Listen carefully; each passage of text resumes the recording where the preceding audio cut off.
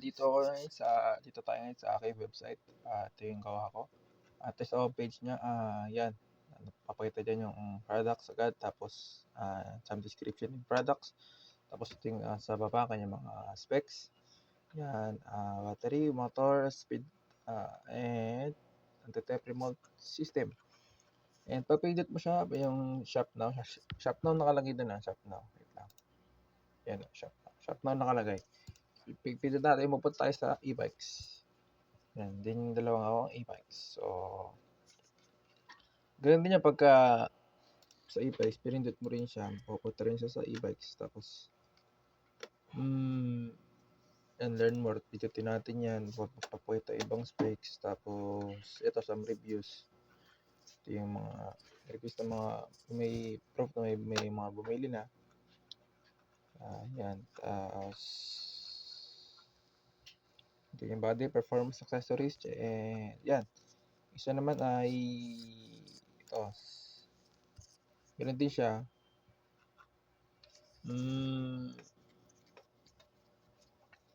Yan din yung kanyang mga specs.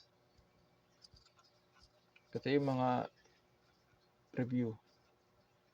Yan, approve of payment.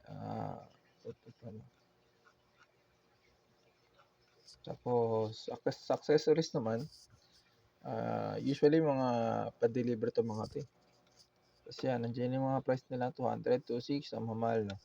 Thermobag 450, bike helmet. Tapos, yan, sa baba naman, ito. More on delivery type talaga siya yung website ko. Tapos, sa apparel naman, andyan din yung mga ibang mga products, mga windbreaker. Tapos, andyan din yung kanyang mga description. Tapos, sa t-shirt. Tapos, lahat yan, pagpande yan. Tapos, ilan na ba? 11 products ko. 1, 2, 3, 4, 5, 6, 7, 8, 9, 10, 11, 12. 16 products ko meron ako. Tapos, sa about us naman, papakita yung mga emission, why do we choose, yan lahat yan. Tapos sa logins ito. So, yan, pwede ko tap dito. Tapos, yan, remember me, password, yan. Yan po yung ano ko, nalaman ng aking website. Thank you.